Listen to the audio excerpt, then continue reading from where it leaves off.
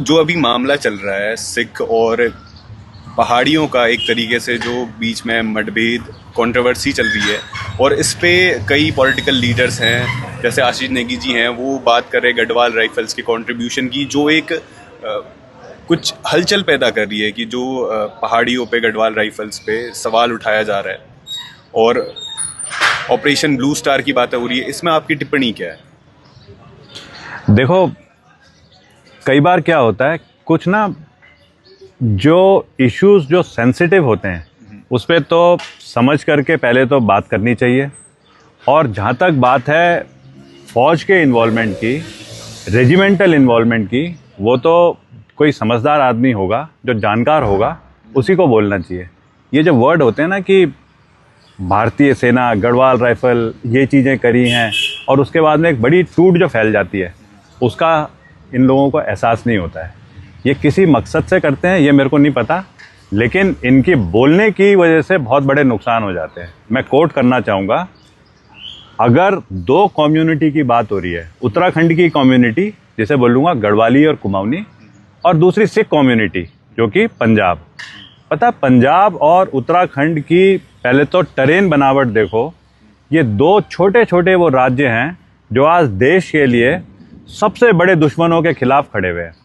पंजाब की boundary clear Pakistan के साथ में आती है, उत्तराखंड की बाउंड्री क्लियर चाइना के साथ में आती है। अब हमारे शुरू होते हैं युद्ध। मैं युद्ध की बात करता हूं पहले।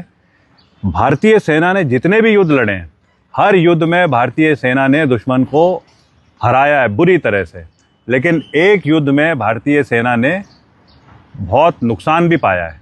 वो है 1962 का चीन का युद्ध। 3 फ्रंट पे ये युद्ध लड़ा गया है, लद्दाख, सिक्किम और अरुणाचल प्रदेश।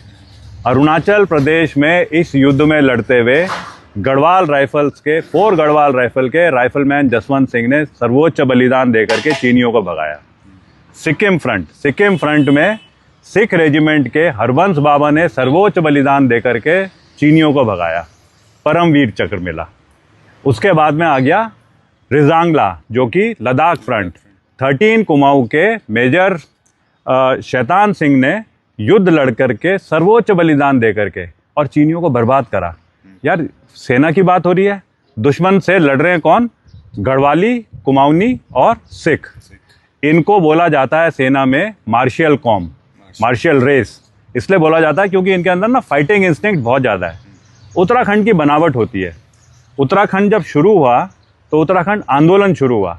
उत्तराखंड आंदोलन में सबसे पहले मैंने ऐसी आज नोट करे थे, एक फौजी ने, एक टोली जिसने सबसे पहले बलिदान दिया, उस टोली में प्रमुख थे प्रताप सिंह फौजी जो कि बलिदान देते हैं, और दूसरे थे उसमें परमजीत सिंह सिख।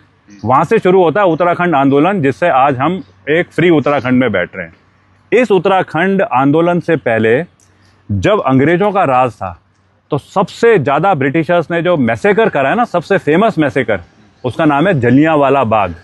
उस जलियांवाला बाग का जो मैसेकर है उसमें सिख मारे गए। उस जलियांवाले बाग के मैसेकर का जो प्लानर था मेजर डायस, उस डायस को मारने वाला उधम सिंह नगर जिसके नाम से बना हुआ है। आज सबसे बड़ी हमारी उधम सिंह नगर एक डिस्ट्रिक्ट है। ये कुछ कॉमन चीज़ें आती हैं इनकी जो है ना। धार्मिक, हेमकुंड साहिब ऐसी जगह पे है जैसे 4 धाम गढ़वाल के और 5वां धाम हेमकुंड साहिब। वहाँ पे ना शक्ति है, कहाँ से दुनिया भर से श्रद्धालु, कोई धर्म नहीं, सब धर्म के वहाँ पे जाते हैं।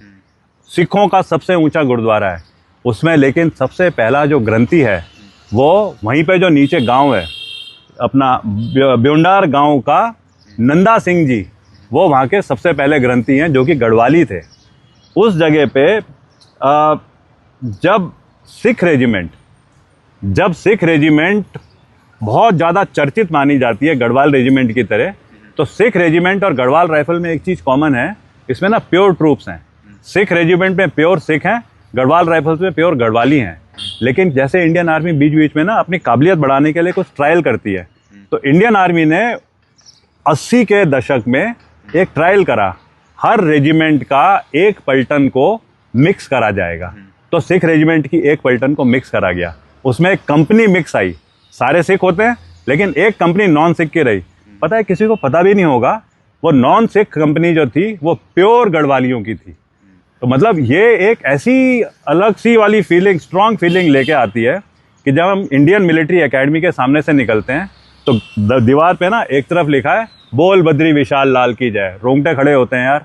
दूसरी तरफ जब वापस आ रहे हो तो लिखा होता है दे शिवा वर मोए, कि जब मैं शुभ करने जा रहा हूँ ना तो मैं डरूँ ना और निश्चय करके अपनी जीत लेके आऊँ, और रोंगटे फिर खड़े होते हैं।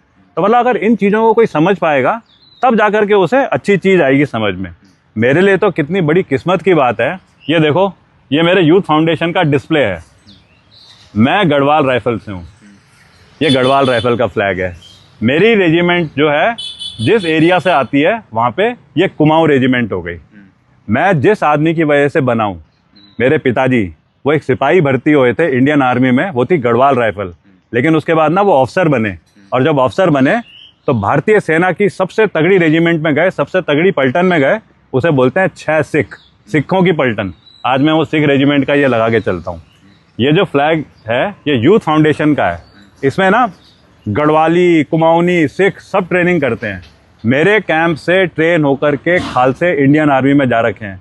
लेकिन क्या किस्मत है मेरी कि 25 तारीख को, आज है 27, 2 दिन पहले मेरे कैंप का सबसे जोशीला लड़का नवजोत सिंह, जो इस बार जो मेरे कैंप से लड़के भर्ती हुए हैं, वो नवजोत सिंह एक खालसा, वो youth foundation camp, colonel Ajay Kothiyal के यूथ फाउंडेशन कैंप से ट्रेन होकर के इंडियन आर्मी ज्वाइन करता है और रामगढ़ जा रहा है ट्रेनिंग करने के लिए। और रामगढ़ से जो ट्रेनिंग करते हैं ना, वो जाते हैं सिख रेजिमेंट में। तो यहाँ तो ऐसी कॉम्बिनेशन है। जब मेरे पिताजी बीएसएफ में पोस्टेड थे, जब मेरा जन्म हुआ, क्या मेरी किस्मत है, मेरा जन्म हुआ है एक जगह जिसे बोलते हैं गुरदासपुर। मेरे को तो बोलते हैं गढ़वाली खालसा। तो यार ये वाली सब चीज़ें जब मेरे साथ में चल रही हैं, तो क्यों मैं आज इन चीज़ों को सुनूं जो कि कोई बोलने की कोशिश करता है।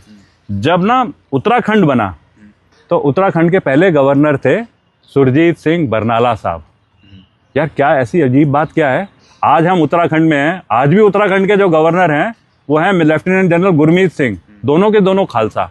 तो यहाँ तो सिख और खालसा और गढ़वालियों की बात आ रही है। ये तो कहीं अगर कोई छेड़ रहा है इस चीज़ को, तो मेरे को लगता है कि वो राजनीति ऐसे अजीब तरीके से कर रहा है जो देश के हित में बिल्कुल भी नहीं है। अगर किसी को बोलना ही है गढ़वाल राइफल के बारे में, तो पहले पैदा हो उस पलटन में, उस रेजिमेंट में, सीखो वहाँ के तरतीब, नाम नमक निशान के तरतीब को समझो, और फिर रेजिमेंट के नाम से, फौज के नाम से राजनीति में कोई ना कोई इस्तेमाल करो। ये जो मुद्दा हो रखा है आज, मेरे को लगता है ये मुद्दा ना, ऐसी चीज़ें होनी नहीं चाहिए। ये तो हमारी चारधाम यात्रा और सबके अंदर एक गलत विचार लेकर के पैदा कर रहा है। उसको तो हैंडल करा जाएगा, लेकिन भड़काने वाला काम अगर कोई कर रहा है वो तो बिल्कुल भी नहीं होना चाहिए। ऐसी जो टिप्पणियां हैं वो क्या इम्पैक्ट डाल रही हैं, क्या हो रहा है, क्या इंटेंशन था उनका पहले तो ये बोलने का, और उससे क्या इफेक्ट दिखाई दे रहा है? क्या सिखों और पहाड़ियों में जो है दरार पैदा हो रही है, क्या हो रहा है इससे? देखो, मेरे को नहीं पता कि वो क्यों मकसद से उन्होंने डाला, किस मकसद से डाला, कौन उनके पीछे है, मेरे को ये भी जानकारी नहीं है। मैं एक न्यूट्रल आदमी की तरह जितनी मेरी समझ है मैं उसमें ये बोल सकता हूँ, ये तो बिल्कुल भी एक्सेप्टेबल बयान नहीं है। अगर कहीं तुमने किसी चीज़ पे इशू बनानी है बनाओ, लेकिन तुम रेजिमेंट लेके आ रहे हो, गढ़वाल राइफल लेके आ रहे हो, ब्लू स्टार लेके आ रहे हो। Operation blue star Indian army ने करा है, सबको पता है। इंडियन आर्मी ने ऑपरेशन ब्लू स्टार इसलिए करा है क्योंकि देश एक टेररिज्म के माहौल को चैलेंज करके और हैंडल करना चाहता था। इंडियन आर्मी को भेजा ही उस टाइम पे जाता है जबकि चीज़ें बिल्कुल परफेक्शन से होनी चाहिए। और इंडियन आर्मी को ये थोड़ी है कि गढ़वाली और सिख, लेकिन उसमें अगर ये बोली जा रही है चीज़, तो मेरे को लगता है वो ना जानकार लोग ना समझी से बोलते हैं, पर उसका असर बहुत ज़्यादा नेगेटिव होता है।